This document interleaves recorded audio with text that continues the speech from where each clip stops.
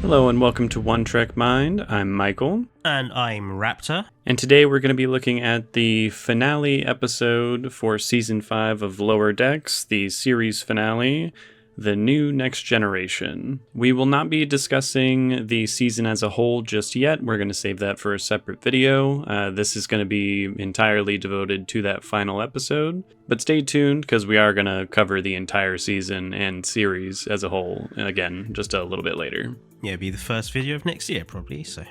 But this episode begins with a small fleet of Klingon birds of prey scouting the edge of Klingon space when the quantum fissure from the former episode appears. They begin to flee when one ship is hit with a wave of energy that transforms it into a Discovery-era Klingon vessel, and then transforms all of the crew as well into Discovery-era Klingons. That's actually an interesting occurrence, which I want to come back to after you summarize the episode. Relga, the sister of the brothers that Ma killed, reveals that this is exactly what she's been waiting for. It's her little villain mustache twirly kind of moment before we hit the intro credits. We get back to the Cerritos, where characters are lounging in the bar, just kind of interacting with one another in playful ways. Rutherford gets really frustrated that he can't fix this plasma router with his implant because all of the Cerritos systems are too old for his implant, which comes back later on in the episode. And this is when Boimler receives the message from his replicator clone self and completely has a meltdown. Transporter code. Replicators is Stargate, Maladi. You said replicator. Oh, that's Stargate. Transporters. His transporter clone self. It's too much sci-fi that I watch. Mariner and Boimler go to Captain Freeman and Commander Ransom, who surprisingly believe what they have to say and take immediate action, which I thought was really good stuff. That's good captaining, as Boimler says. We then see Ma'a and Malor get ambushed by Relga, who plans on pinning the former destroyed Klingon vessel on them before opening fire. They manage to escape thanks to Malor, because Ma wants to just straight up suicide run them. So thankfully Malor takes control of the vessel and gets them out of there. I love her ship as well. It's clearly, a Klingon, the Klingon Cavort class, which is just a bird of prey scaled up because the next gen needed a bigger Klingon ship. It's just a bigger bird of prey. Back on the Cerritos, Starfleet Command confirms that the threat is real and that the Cerritos is the one that has to be dealing with it and actually resolve the issue, because the Enterprise E won't make it in time, and the Boimlers being somehow linked to each other is important to their success, which I don't understand what they mean by that. Nor do I. And it didn't seem to be mentioned anywhere in the episode either. And there's no point in the episode where that, I guess, sort of tenuous connection between the two does actually come in handy. So I'm not really sure what they mean by that's the key to success here. It seemed more like you're simply the closest ship. We're not going to have anything else that's going to come in time. So you guys have to be the one to deal with it. I kind of wish they had just left it at that, because the whole two Boimlers thing didn't end up panning out into anything. And it would have made it funnier, because this is one of the few times that the Enterprise is literally not the closest ship to some galaxy-ending anomaly, which is the cliche of every film and TV episode. Also, I love the Schrödinger field that surrounds this anomaly. Good little reference there to the Schrödinger. Schrödinger's cat, yeah. They give the Cerritos adjustments to their shield harmonics to stop them from being changed by this Schrödinger possibility field, but they soon find out it will not protect the hull from changing, which, as they say, the hull's kind of important. And they find out later in the episode how important. Yes, basically the rift has the possibility of turning anything it hits into any possibility from the multiversal possibilities that exist. A roll of the dice, as it were. We'll get to that later. Ma and Malore drop out of warp, requesting asylum, very much against Ma's wishes. And after explaining things to Captain Freeman, she agrees to give them asylum as long as they're confined to quarters, because they're currently in the middle of a rather urgent situation. Unfortunately, Relga and her fleet arrive and threaten to destroy the Cerritos if they don't hand them over, calling them murderers and criminals. And then a strange call from Admiral Freeman has him telling Captain Freeman to hand over the criminals, which she reluctantly agrees to, but Ransom seemingly can't find Ma's brother Malore. At this point, Freeman tries to calm Relga down and gives the new shield harmonics to her, which I don't know why. I thought that was a really bad idea, personally, but I suppose it was in good faith, just an act of goodwill there to be like, hey, listen, we're not trying to screw you over. But again, theoretically, the Federation and Klingon Empire are still allies here under the terms of the Khitomer Accords. So what she did was following procedure. But with a vessel and a captain that's threatening to kill you, I would be like, maybe I'll hold on to that information until I know you're not going to kill me, is all I'm saying. It does result in a brief space battle with a really swish move from Boimler, though. It does. Because at this point, Relga attacks, and the Cerritos is forced to go to warp towards the quantum fissure, but not before you have a little short space battle where, as you said, Boimler does a pretty nice little maneuver to bat one of the birds of prey into another one, and I can't tell if he destroyed them both, but yes, it looked like he did. Yeah.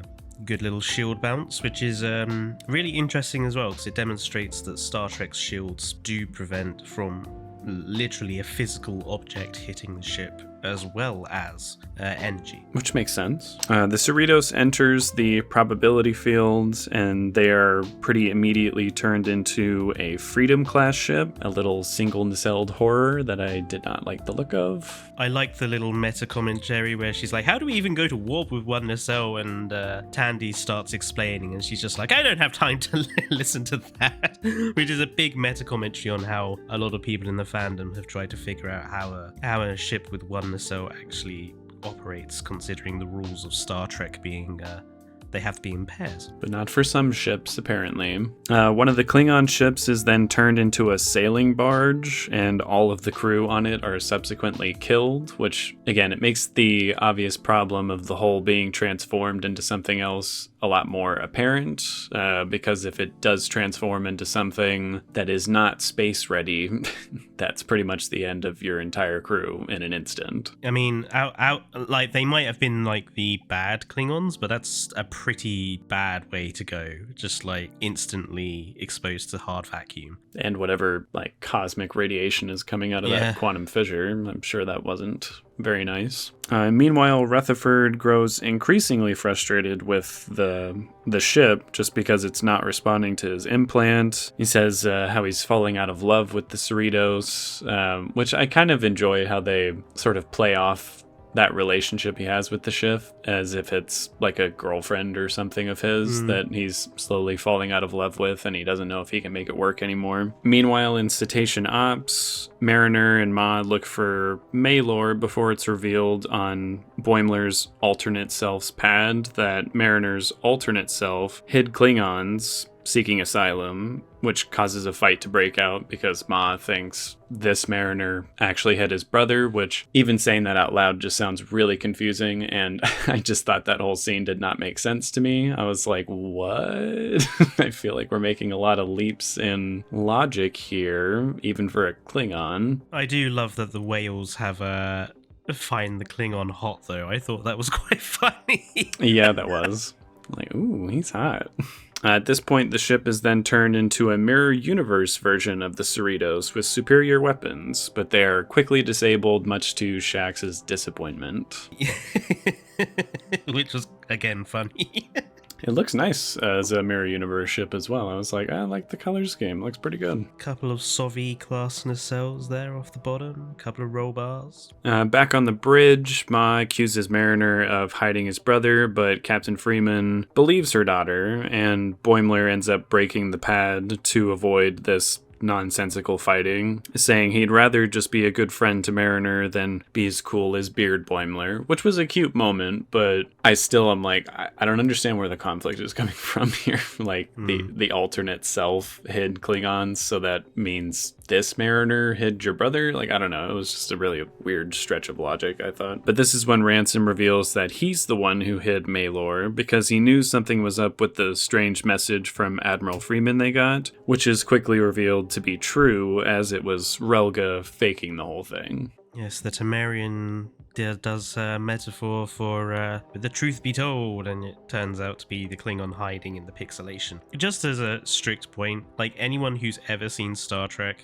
that the first message that she sent on the view screen, it was so obvious it was faked. I'm surprised. Like, it was really obvious. Yeah.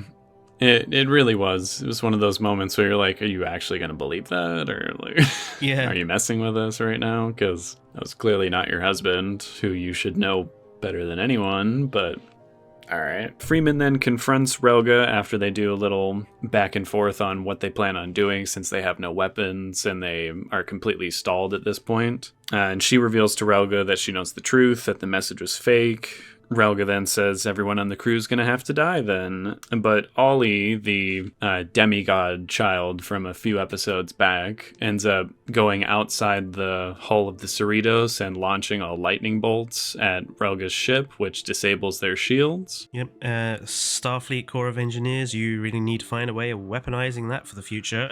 Yeah, honestly.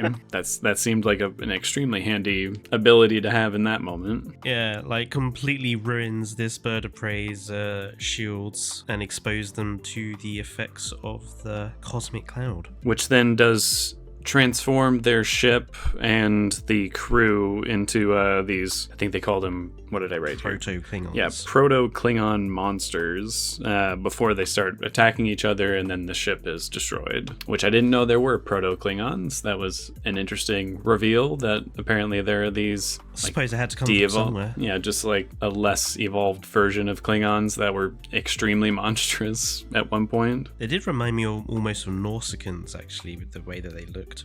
Yeah, kind of. The Cerritos is then changed into a Sovereign class, my baby. Dude, I did really love the Sovereign class look for the Cerritos. I mean, it's not all they did was put the Cerritos nacelles on a normal Sovereign class. I think they could have gone a little bit further with it, but yeah, it did look good as a Sovereign.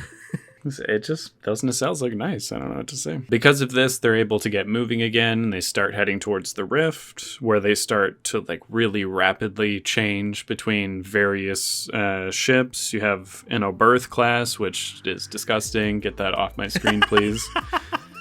They change to a Galaxy class, Miranda class, and then finally back to the California class. I didn't miss any, did I? I think I... No, you got them all. Right. Although I did notice that like none of them had any, like didn't even have like the California class of the cells on. They were just the basic models of the ships that we know. So yeah, I mean it wasn't even like a hybrid version of it. It was just like, yep, no.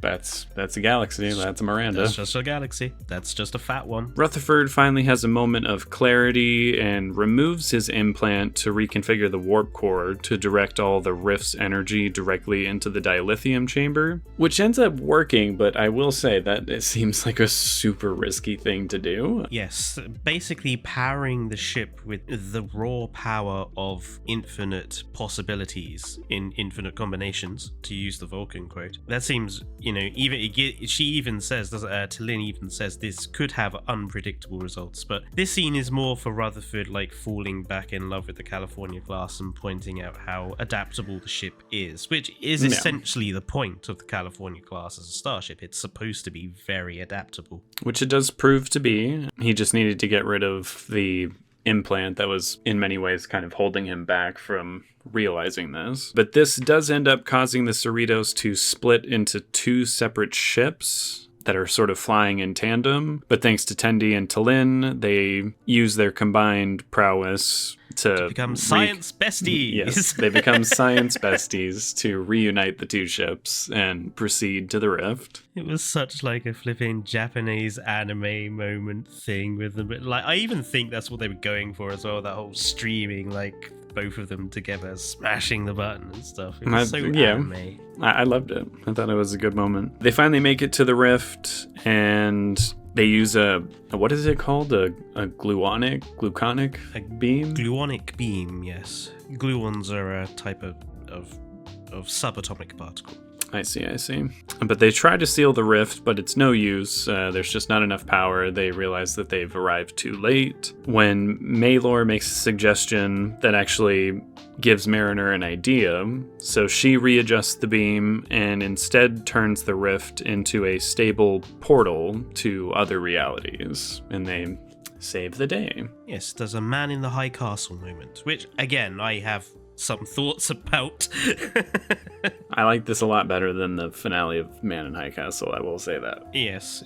We then get into an epilogue where Ma'az put in charge of Relga's fleet, living the good life. Starbase 80 is designated as the station that will oversee the rift, similar to like DS9 with the wormhole. Captain Freeman is transferred over to Starbase 80 to oversee all these new missions that will head through the rift to explore strange new realities, as they say in the episode. There's some heartfelt goodbyes with the captain, and both Captain Freeman and Admiral Freeman board Starbase 80 to begin this new journey together, which, and that was cute. Rutherford reveals that he's completely removed his implant 100%, so he's now entirely organic, which gets him very flustered around Tendi and her affections towards him, which was also rather cute. But I will say, now that we're finally to the end of it, I can't believe they never actually got together in the course of the show. Yeah. I can't believe they never went there with those two characters. They only teased it. We then get a montage of everyone in the crew going about their lives, just kind of weird stuff going on around them. We even see the guy who ascended to becoming an interdimensional being, return back to the ship, which I did not think we'd ever see him again, which was kind of a funny little callback. And then they announced that their new captain is going to be Captain Ransom, who promotes Mariner and Boimler to his co-first officers, which they both hate, now that they're in direct competition with one another. And they then head off as Ransom makes his new catchphrase, "Engage the core," which I think actually fits him so perfectly. It suits him, yeah. I actually kind of like it. That's not a bad little catchphrase, actually. It's cringy in the best way. For him in particular, it just makes so much sense. But that is where we end the series. Yes, with the Cerritos flying off. So, one thing I would say about this particular episode is that I think this is the first episode of this season where I would say the visuals of this episode were awesome. Yeah. The entire time inside the anomaly, they were some really amazing visuals, which I don't normally sort of notice with animated shows, because I don't know, they tend to be more colourful and more out there anyway than live action, so I suppose you kind of expect it. Well, yeah, there's less restrictions with what you're capable of making on a set or doing with CGI, so you would kind of expect it to visually be a little more dynamic than what you normally see, but I would say they went above and beyond in this one for sure.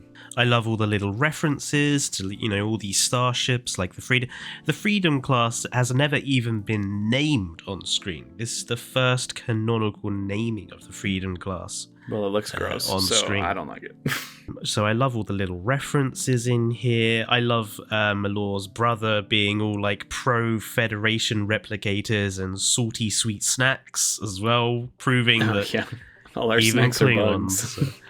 Yeah, even Klingons hate Klingon food. There are lots of questions raised by this particular episode. The fact that the crew of the first bird of prey being hit transform into Discovery Klingons and Discovery Klingon bird of prey seems to suggest that Discovery's Klingons and that whole thing is a different reality to the reality of Lower Decks, which in that case makes Discovery not connected to the other shows. Which we know is not true. Or is it the other way around and Lower Decks is not occurring in the same reality as the other shows. There is a question raised by that little transformation that they have going on there. I think there's a simple explanation as, it's an infinite amount of possibilities and an infinite amount of worlds. So there's going to be more than one reality with Klingons that look like that. So I feel like they were transformed into an alternate reality version of themselves, but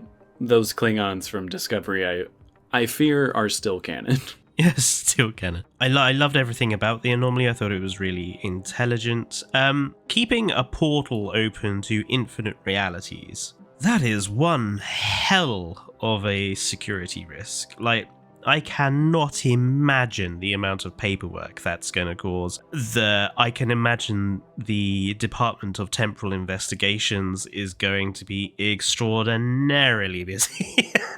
Well, I mean, it's nothing to do with time. It's all just about other realities and universes. And when the alternative is your entire universe gets torn apart, I suppose it's like, well, it's kind of our only I can here. just imagine that it would be a lot of paperwork having this constant open connection to God knows what. I mean, what if that's connected to a reality where the Borg has like totally dominated the galaxy? It's just like, that's one heck of an opening you've got there. It would be so dangerous and so difficult to keep that secure, as it were. It's true. That is very true, especially with a starbase as decrepit as Starbase 80. True. Which is apparently their only option, because any other large, like, spacefaring vessel gets hindered too much by the energy coming out of it. Maybe that's sort of a security cap for them right there. It's like a Borg vessel wouldn't even be able to get through it because it's just messing with the technology too much. But yeah, overall, I thought the episode was okay, but it felt rushed. I felt like there were elements that could have been given more time. I feel like Rutherford's story of falling out of love with the Cerritos was never really like hardcore sort of part of the other episodes. It just seems to have been all of a sudden by this last episode, oh, I hate the Cerritos now. Yeah, it did kind of come out of nowhere and led to him making the big change,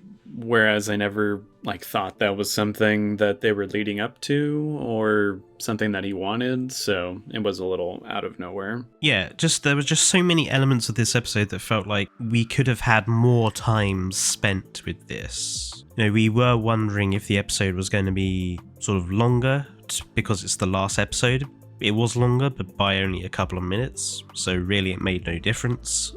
Which, again, I kind of expected just because it is animation, and it takes so much time to animate even just a single scene. I kind of figured they wouldn't tack on too much extra time for the finale. I think, like we both said, it just felt a bit disappointing for the final episode of the final season ever. This didn't really, in terms of a send-off, I think Discovery, that last episode, felt more like a send-off than this one did. I would agree. In general, there were a lot of ways that this episode felt rather small compared to other big finales of other shows. Even something like Next Gen, which it wasn't in my opinion, the best send-off for that show either. It still did more with the premise and each character, I think. This one, it was sort of like, yes, every character is here, but not every character that we've come across throughout the show. Everyone just got a small little moment to be a part of it, whereas the main focus seemed to be, strangely enough, I feel like the main focus was mostly on Captain Freeman, which I wouldn't have really expected for the show called Lower Decks. No. And again, I can't help but feel that because there's been so many filler episodes, I suppose we'll talk about this more when we talk about the season, but because it's felt like there's been so many filler episodes with no connection here, it feels like this season you might as well just watch the first episode, the Klingon episode, and the last two. Yeah, you'll be fine. But like I say, it's not a bad episode. It just doesn't work for me as a final episode. And I find it really weird to tease Boimler and Mariner being against each other in a contest for the commander position or first officer position, but you're not actually going to do that. Like you set that up assuming there's going to be another show in the future, or there's going to be something else in the future, but it seems like a really weird thing to set up on the very last episode. In a way, it feels too easy and too complicated for no reason to me, because it's now the second time they've promoted 2 of the lower deck officers to the same position in order to be like, oh, everyone wins kind of thing. And I'm like, it's a little too easy. Technically, I think Shax is next in line. So Shax would be first officer, I think, in theory. That would be the logical choice, I suppose. But even then, it's like, but it's also too overcomplicated because, well, you already promoted Tendi and Talin as like co-officers in the same position. Why couldn't you just do the same thing for Mariner and Boimler? Like, it doesn't have to be one position, clearly. You've already sort of set that standard. So I don't know. It doesn't work for me on a couple different ways. I feel like the obvious route to go here, if you were going to promote one of them, it would be promote Mariner, but that's just my opinion. Yeah, we'll have to talk about the season as a whole and the show as a whole, because now the show is over, I'm still not 100% sure how I feel on it. There are some things I want to discuss with you when we do that video about the show as a whole.